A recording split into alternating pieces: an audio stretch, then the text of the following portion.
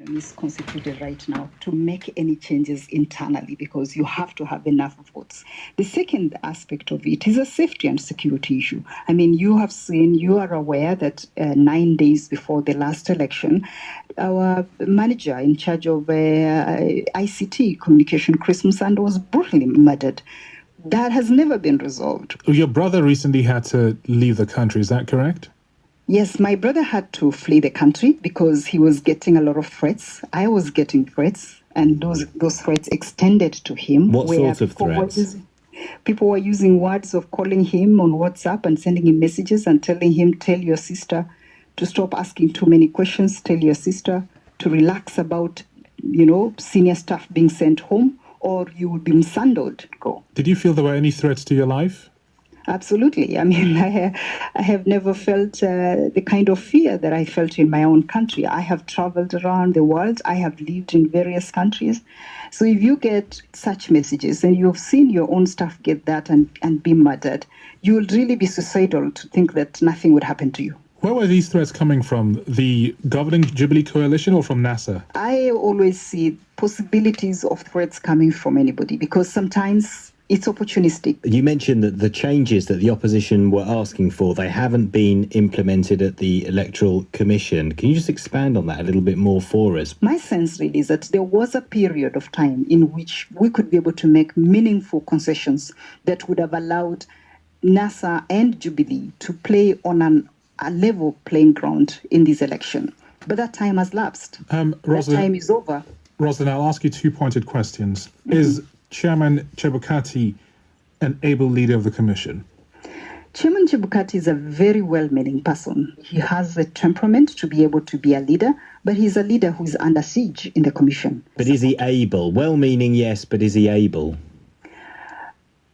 I mean, really, I think for me, it is about the support base that he just doesn't have within the Commission. That is not really an endorsement. Well, if he was much more firmer, I think probably we could have gone much far. But, there are aspects of his character that are helpful in a situation like we have now. But there are times you just need firmness to be able to move on.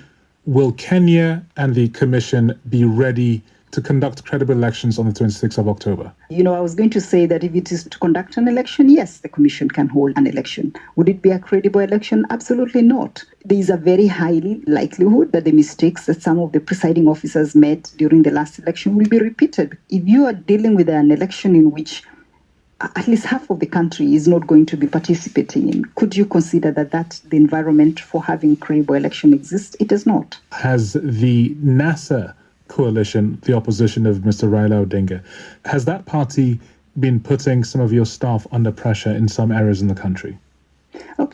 Yeah, absolutely, and it's unacceptable to have any of our staff across the country being attacked by NASA supporters. That is absolutely unacceptable. But you do realise that by giving this interview, you will give them credence when they say that the election process will not be fair. You do realise that they will use this interview to justify scrapping the election, or at least getting rid of the chairman of the Electoral Commission.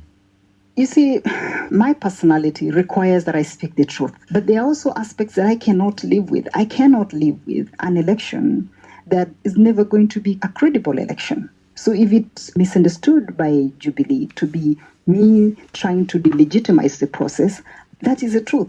We have to get to a point whereby we are able to speak the truth, whether that truth hurts Jubilee or whether that truth hurts NASA. But it is the truth. Do you envisage yourself going back to Kenya in the foreseeable future? No. So you are in exile, in effect? I mean, I don't see myself being able to... I don't feel safe enough to be able to go back home. I haven't been feeling safe being there. And I don't feel safe. That's very sad. No, it is sad. I mean, it is sad, but this is not what I ever thought it was going to end up being as a job. Rosalind Akombe, Dr. Rosalind Akombe, one of the former commissioners at the Kenyan Independent Electoral Commission, has left. She's now in the United States. She was supposed to be in Dubai. where she was overseeing the printing of ballot papers and that kind of thing. But she's left, citing threats to her life and saying that credible elections cannot be held in Kenya next week.